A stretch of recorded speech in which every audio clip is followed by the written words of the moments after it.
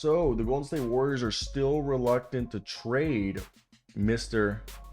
Jonathan Kuminga. Yes, Jonathan Kuminga fights another day. And it's definitely interesting to see how this is all playing out because, look, Jonathan Kuminga is a great player. He's got a great head on his shoulders.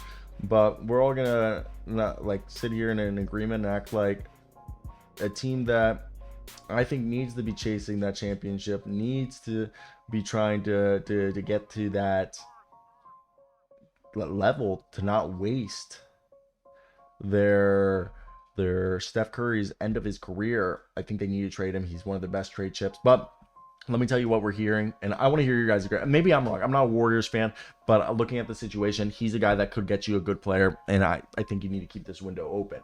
Now, my coworker Mike Scotto says the Warriors are pleased with the growth of Jonathan Kuminga this season and are reluctant to trade him.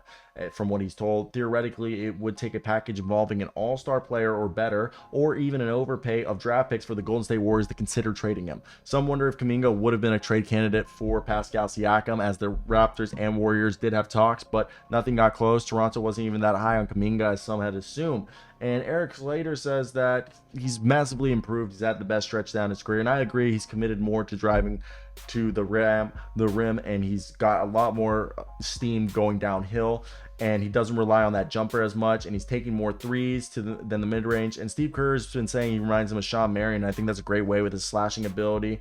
And the way he's playing is that it does put a guy like Andrew Wiggins' future up into, the air. And Jonathan Kuminga playing 25 to 30 minutes a night it's been good. I mean, obviously the combinations of where Kuminga and Wiggins are together, it doesn't work. The numbers are really bad. We know that. And I think the bigger question is, what is, Andrew Wiggins' future in the next few weeks is what Kuminga is. I think it's going to affect Kuminga bigger than what's going to happen with Kuminga, because I think Kuminga is a guy who's in the present, and I do believe that there was a tradable player that they should trade for him, but I don't think DeJounte Murray was going to be the game changer. I did think Pascal Siakam could have helped them, but I think it's better if they wait for the deadline and trade him. Or not the deadline, the offseason, and trade him for a star if one becomes available, then being desperate and maybe going all in on a lost season.